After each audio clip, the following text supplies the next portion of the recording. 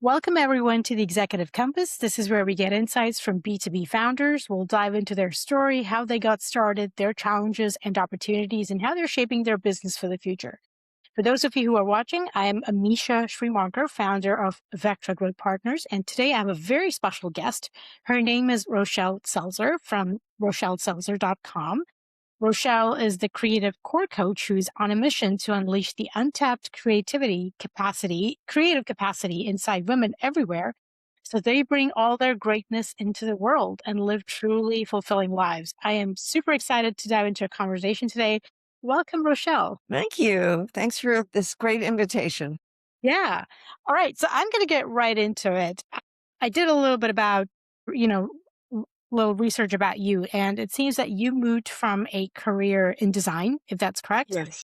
into coaching in 2013, if I'm Yes. getting the year right. So what led you to that transition and what were you hoping to create in that next chapter? Yeah. It's really interesting. I had a business for 27 years and we did design and branding and, I was very proud of it and I loved leading my team and all of that. And, you get to a stage in your life, or at least I did, sometimes where you start to maybe wake up to the fact that just because I've been doing something doesn't mean this is really what I want to keep doing. And that realization came to me through the work I did with my very first coach. And when I had that realization that I was kind of done there, I sold the business pretty quickly and I made a transition to what I thought was going to be my next act. I loved the strategy work in design and I thought, oh, I'm going to be a speaker and I'm going to consult about that. And that was okay for a while. But what really happened in my life that I didn't see coming was that I started to have an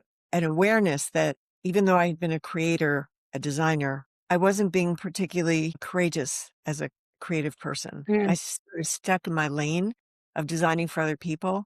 And lo and behold, I met a teacher who was an expert in creativity. And I figured it was probably a good idea to explore what that was really about. And that was really what turned the tide for me because I learned so much about creative power that's not just being an artist, not just being a designer or a painter or even a musician or a dancer or anything like that, but really the breadth of power of creation. And I decided it was time for me to start creating a new life, a life that was going to fulfill me. And I loved the power of coaching in my own life. So I decided that I wanted to bring this awareness to help other great women who were just at a place in their lives where new possibilities were available to them and help them step into that. beautiful. You, I think, started a coaching business when it wasn't really a mainstream idea back then. Is No, that kind of right to put it that? it's true. And I think a lot of people talked about life coaching and had a kind of narrow view of that. And I wanted to really bust that apart. I wanted people to realize that the power of stepping into courageously looking at who you are, what really matters to you, and what's possible for you. And that's this creative powers. What is possible for you that you might never have dared to consider, or you never really connected to in your own heart because you were just busy, busy running the life you were running, that there was tremendous potential and that people really could have the support that could guide them into something much more rewarding than what they had. Yeah. Tell me a little bit about the outcomes that you help your clients arrive at when they are coaching with you. What does that look like? And how is that You know, different from just regular life coaching? Like, yeah. So I think the fact that I did own a business has played into the work that I do with some of my clients. One story is a woman who was at Harvard MBA, brilliant, and was in a corporate setting that had been chipping away at her confidence. mm, She was not allowed to really, or she wasn't not only not encouraged, she was really criticized for being her own authentic kind of provider of this consulting service. And she was burned out and she had negotiated an exit. And she was referred to me and she said, I don't even know who I am anymore. I'm getting all these job offers. I don't want to make a mistake. I want to get it right. And lo and behold, as we dove into this deep work of her really connecting to how great she was, that she couldn't even see anymore, she started to get some opportunities to do some consulting work that didn't violate her non-compete, and she loved it. And it was actually very lucrative. And so she decided, instead of taking one of the jobs that she had opportunities for, to launch her own independent consulting practice, which is where my business acumen and branding kind of helped her to articulate her value, to really launch that, to step into the outreach to her network that she was feeling still very hesitant about. So it was coaching her through the tactical and the personal mindset pieces. And she has eventually established something where she's a huge leader in her industry. She's on stages. She wrote a book about a year ago that is getting a huge amount of attention. And she's having the impact that she wasn't able to have inside that shell that told her, no, we don't like women who behave the way you do, Mm. who use humor, who use their own, whatever. And by stepping into really how great she was and all of her own power, she created a future for herself that she didn't even expect. Amazing. Yeah, Yeah. no, that's great. And what is a typical coaching length with you when you take on clients? Is it, Good question. yeah, So the way that I have developed my practice is that I lead 3 distinctive retreats each year. So some women start by attending a retreat and they feel like that did it for them. Some come back to that same retreat year after year. Some stay with me for private coaching beyond the retreat. And so the retreat can be the way in, or sometimes people start with the private coaching and then attend a retreat. And that sort of generates another huge boost in self-awareness and growth because of the concentrated time away from your regular life where you are guided to have experiences that you typically wouldn't create in your own world. So those are the ways that I work with women privately and in retreats and sometimes a combination. okay. And a lot of people don't think of themselves as creative, and I know you think otherwise.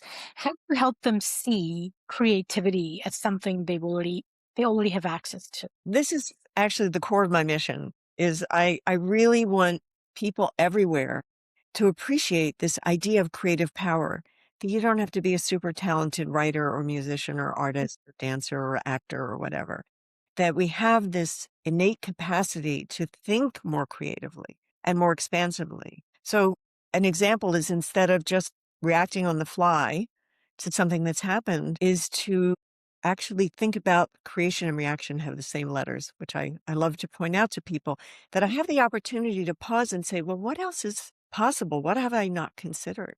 What better opportunity is there to leverage something that's in front of me for even a greater outcome? So it starts with how we think. And we think all the time, but we can think as creators and actually explicitly say, am I really creating my next best direction here? So that's one way. When you do that, you start thinking about yourself differently. How do we think about ourselves and care for ourselves and believe in ourselves and believe in our greatness and nurture all of that? Because that sets us up to have bigger visions, bolder ideas, and then to show up more expressively and to really engage people with that energy. And it's sort of a contagious thing when you've got all that running. That's all creative power. And I believe the fuel for that is to find something expressively creative, whether you want to pick up a paintbrush or not. You can, cook and put beautiful colors together on a platter. You can dig in a garden. You can make something in a workshop. You can do something with your hands, like with clay or knitting or any, doesn't matter. If it lights you up, it keeps that energy expanding and it keeps your enthusiasm. And it also helps you connect more to your intuition and create bigger ideas.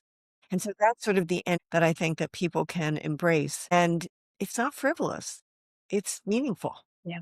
Do that. Yeah. Yeah. People usually have that. There is a little bit of that judgment associated with Oh my gosh. Yeah.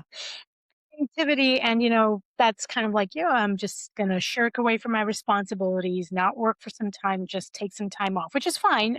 We all need to do that. But it's viewed kind of in not a very positive way. Indulgent, right? It's self-indulgent Yeah, to do. Yeah. self-indulgence. Yep. Yeah. No. And that leads me to my next question is that do you find that the clients that you coach with, is it important? Maybe important is not the right word, but it adds just more gravitas to your coaching and experiences when they've sort of lived life a little bit and had careers and come with all of that and then they're ready for that change or something different? I primarily work with people that have a foundation of having done something pretty significant in their lives. Mm. And whether we want to call that accomplishment or just, you know, occasionally, I mostly work with women in their 40s, 50s, 60s. Occasionally, I have a younger client, and those can be amazing clients too. They don't have as many years behind them, but they have a passion for what they're doing and a passion for what's possible. And I think that, and a willingness to step into something a little bit mysterious, Mm, to trust themselves. Those are more the conditions or the attributes, I yeah. would say. Yeah. Yeah. You've written about asking better questions to find answers, right? What makes a question powerful enough to shift someone's perspective? What a good question that is. I think when we lean into curiosity and to possibilities that go beyond the obvious, we get to places that can be very rich and rewarding. They might be, they might not be perfect answers. They might lead to a dead end, but it's being willing to explore in a who knows what will happen. But whatever happens, I will learn something from this. Mm, Take me to that next, if I keep that open-minded curiosity and ask good questions, it will take me to whatever, it will be a path. It will be a path to something fruitful. yeah. No, I love that. What tends to block accomplished people from fully expressing their creativity? I mean, or making the changes they want? Is it time? Is it just allowing themselves to just be, trusting the process? Maybe it's all of those things, but do you Yeah, see that inertia when they need to change and they just can't wrap their I head? think there are a few different kinds of situations. One is not really knowing, like feeling something, but being a little detached from what the real desire is, and knowing how to even get into that part. I do an exercise with people very often early in an engagement where I say, "What do you want?" No, oh, yeah, well, I wanna be happy. And then I set a timer for 5 minutes, and it's like, "Well, what do you want? And what else do you want?" And some people can go right there, and for many people, it's really hard. It's Really? really hard to sort of connect to that or feel like they can give voice to that. So that's one thing that can get in the way, or be just a hindrance to moving forward, is even knowing. Another thing is people can know what they want, but feel like it's not possible for them. But how can I possibly do that? And that's usually confidence or a willingness to overcome the obstacles. Like I have a lot to learn, or I have to, figure out some things I've never known before, whatever. So again, there's some courage that's called for there and some belief in yourself. And that self love that I was talking about before, of how we think about and take care of ourselves, is believing in ourselves. Well, if this really matters to me, I can do this. Mhm. I can at least explore it and see if it's right for me. So that can be one of the problems. And then we hear a lot of negative voices from our culture. Well, you're too old to do that, or that's not important enough, or all of those kinds of things. And that's really stepping into your own power and really believing in yourself and your worthiness. And if it really matters to you, whether your, culture tells you, your siblings tell you, whoever might tell you it's foolish or wrong, Yes. that you do what's right for you, and that's willingness to follow your own sure and trust your own heart Yeah. Do you is find that women, when they come and start working with you, they come in with maybe support from their partners or spouses or families? Is that usually a cause of concern, or are they lone rangers and they're like, nope, yeah. Yeah, I can't tell you how funny it has seemed to me, but it's happened enough that I believe it, where somebody says, "I think I really wanna do this," and then their sister or their mother or their husband says, "Of course you should do this." They didn't really feel that they could give themselves permission to take the time or to make the investment or whatever, and somebody around them goes, "Are you crazy?" "Of course," and they're so happy they did it. And I think then from there going forward, they feel more that they can actually do that, whatever that is for themselves, the investment, the time, the change, the whatever it might be. Yeah. yeah, yeah. What never surprises you in your line of work? Like it's happened so many times and you're like, I just need this. It never surprises me to see how joyful people feel when they have the time and space and the encouragement to do something that is purely for themselves, that is purely expressive. One of the things that I do in my retreats is I lead a technique that I was trained in called intuitive painting. It's a little misnomer because we do it with pastels, the very first stages of that, which is the stage I love the most. And it's so freeing. There's no time for your self-critical, judgmental brains to step in. It's fast and it's fun and there's music and people amaze themselves with what they've done and with how they feel. And it has never failed to be an exciting part of this work. Let's switch tracks to about the company itself and the business that Yeah. you're leading.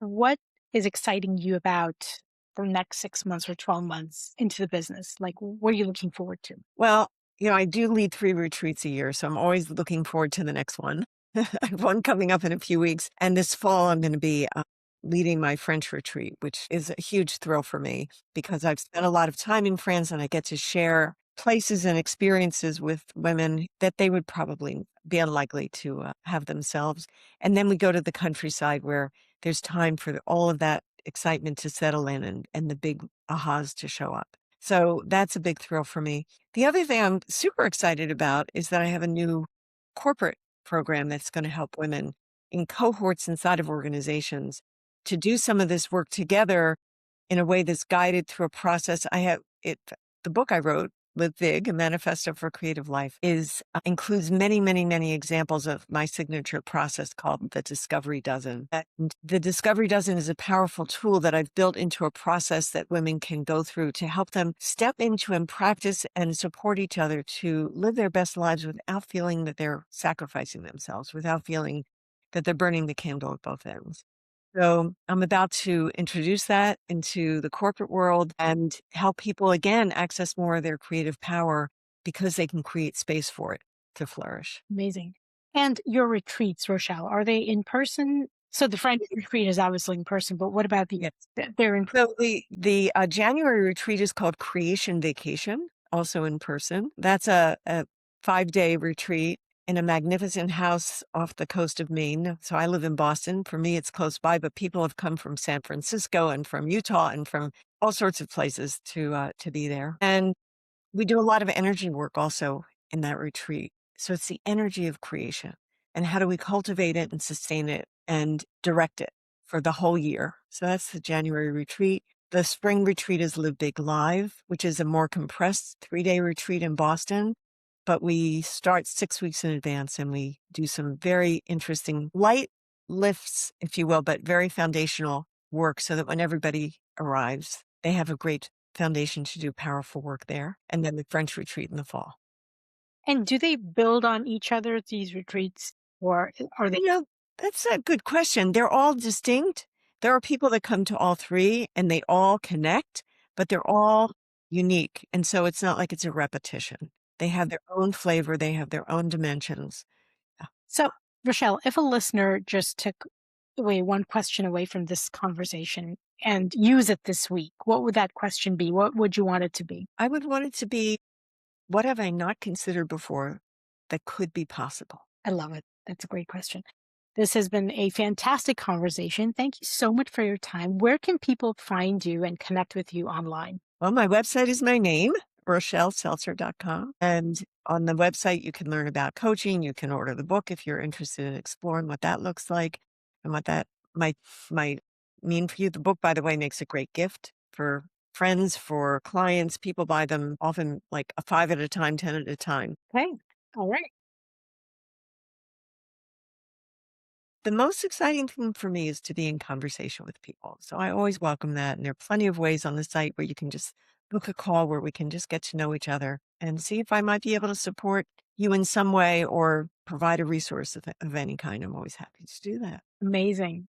Thank you, Rochelle. Thanks for your time once again. And we'll add those links to the book, your website, and all those wonderful things below. And keep shining, doing your best work. And I know I personally love coaches, and I think everybody should have a coach, and definitely one that for women, because we kind of so straitjacket ourselves into the careers and to our lives. We forget asking, what else is there? What else can I do? And, the question that you just asked. And I think that's beautiful. We need to ask ourselves that often.